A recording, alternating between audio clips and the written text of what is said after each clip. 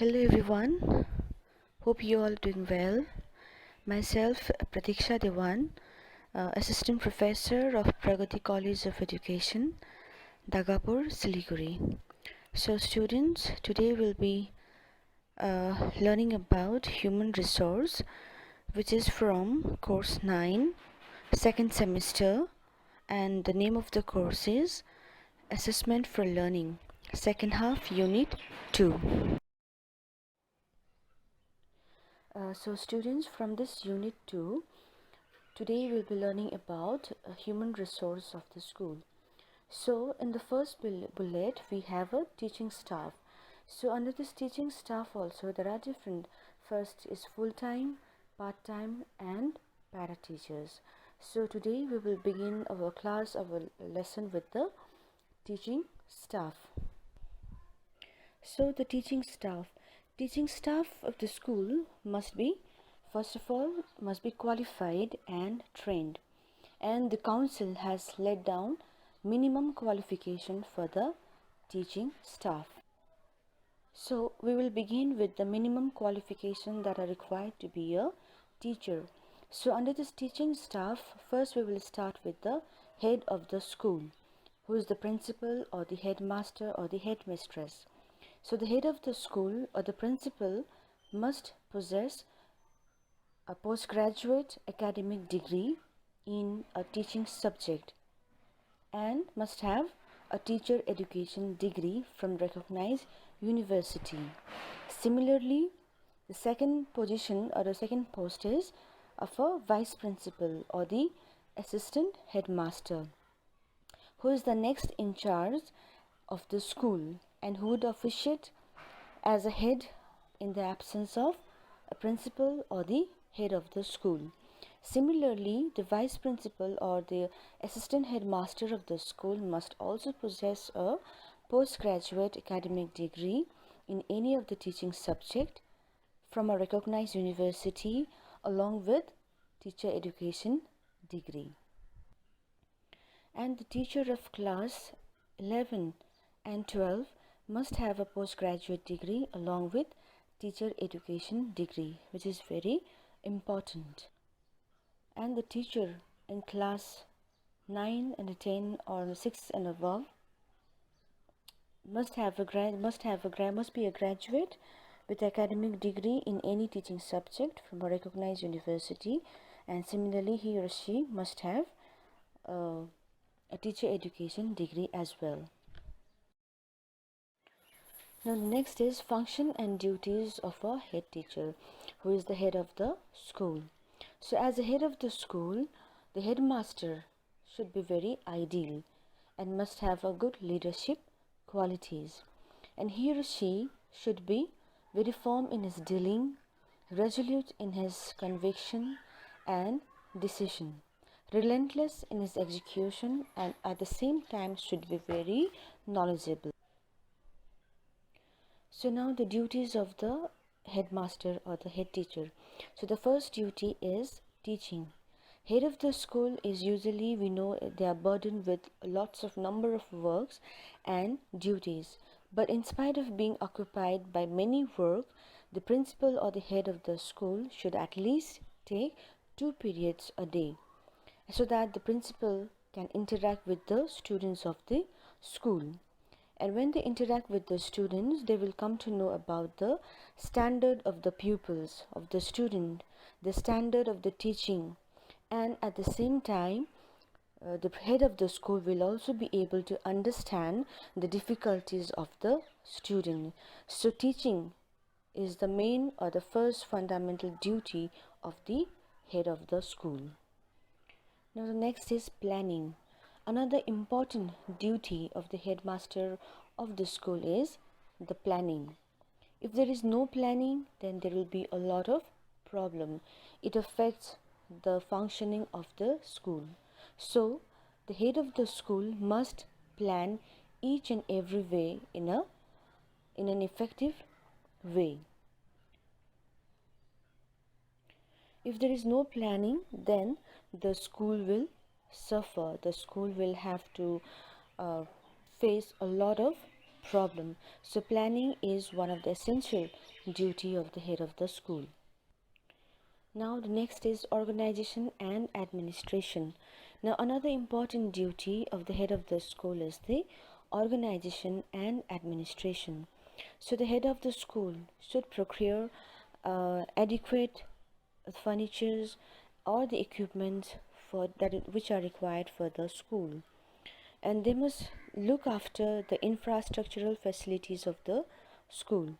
Not only that, but they should also organize different kinds of a workshop for the teachers, as well as they must also look after the proper library facilities for the students. And the another thing which comes under organization and administration is the preparation and distribution of the syllabus, construction of a school calendar or a timetable, allotment of different co-curricular activities or duties, and work distribution among the staff also. Now the next is supervision. To improve the total teaching learning situation, the head of the school has a duty to supervise the work of the teachers. So for the supervision, the head of the school must follow the principles, which are to help, encourage and guide rather than criticize.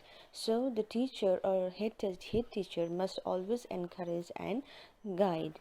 Next is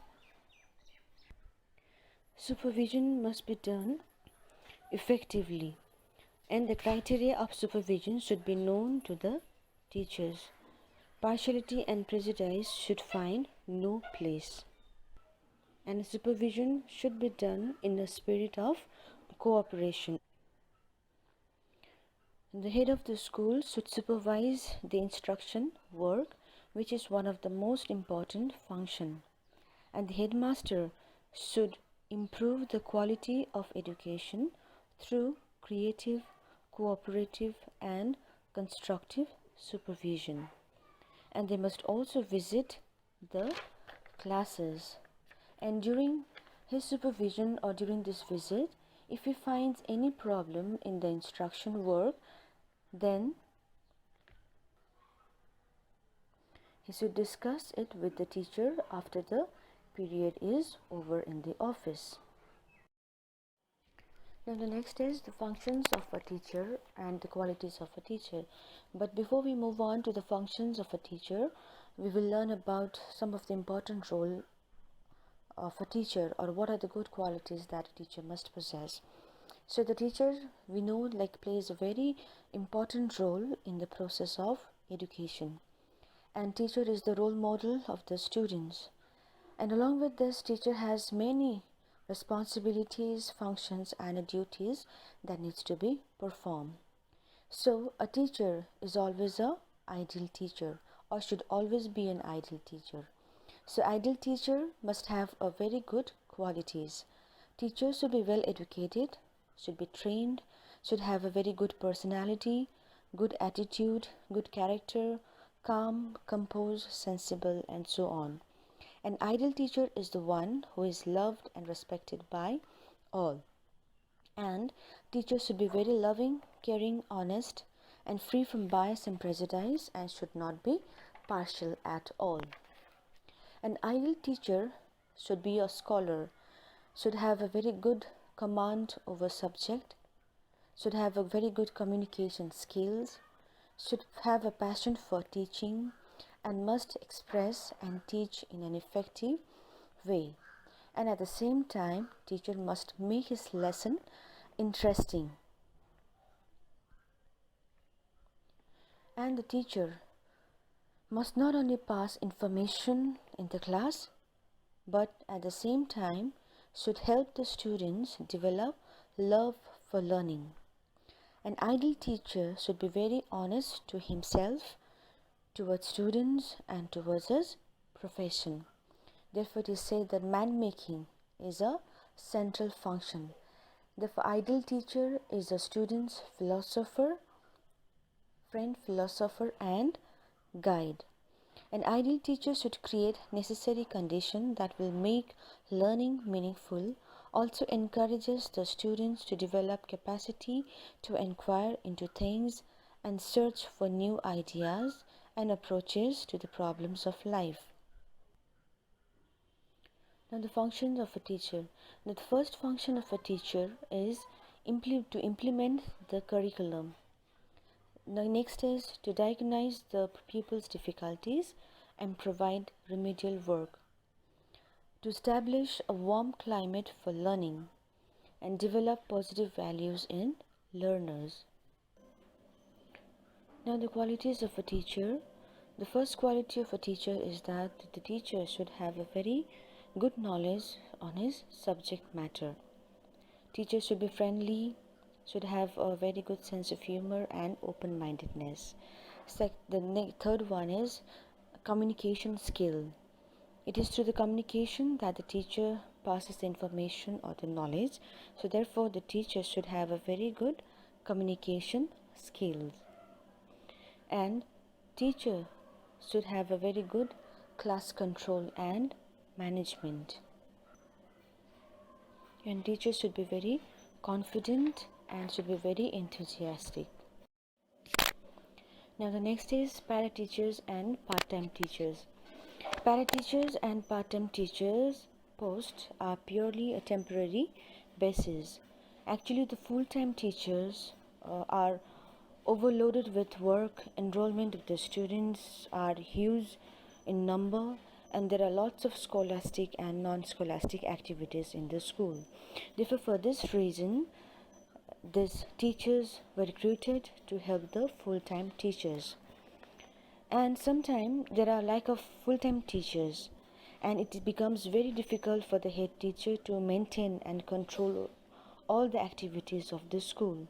So in this regard, energetic part-time or the para-teachers are recruited, and they play a very important role in organizing and completing different scholastic and non-scholastic activities.